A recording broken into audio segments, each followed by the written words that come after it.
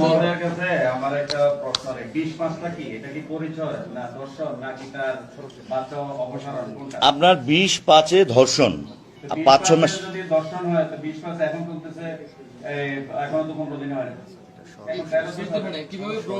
এইটা আপনি আপনার এখানে 10 দিন আর এখানে 13 দিন 23 দিন হয়েছে, সব মিলে এসে দর্শিত হয়েছে। আপনি প্রেগন্যান্সি হলো, কখন প্রেগন্যান্সি অপসারণ করলো, এই 23 দিন এসে আপনাকে আমি জিনিসটা বলি, এখানে আপনি এটা পড়ে দেখলে বুঝতে পারবেন। এইটা তো আমার না, মেয়েটি যেইভাবে আমাদের বলা আছে, অভিযুক্ত যেই ভাষায় অভিযোগ দিবেন সেই ভাষায় মামলা রজ্জু হবে। আমি মেয়েটি লিখেছে সর্বশেষ এখানে যেটা লেখা আছে যে 20/5/2026 তারিখে দাউদকান্দি থানায় জিসান মিয়ার ভাড়া বাসায় ভিকটিম মেয়েটিকে ধর্ষণের শিকার হয়। এর আগেও হয়েছে কিনা, একটা মেয়ে আমাদের সোসাইটিতে বলে নাই, এখন আপনি আবার আগে হয়েছে, উনি তো বলছেন যে আগে হয় না, উনি 20 তারিখে উনি দর্শিত হয়েছে। আপনি কি কথা বলছেন তার সাথে?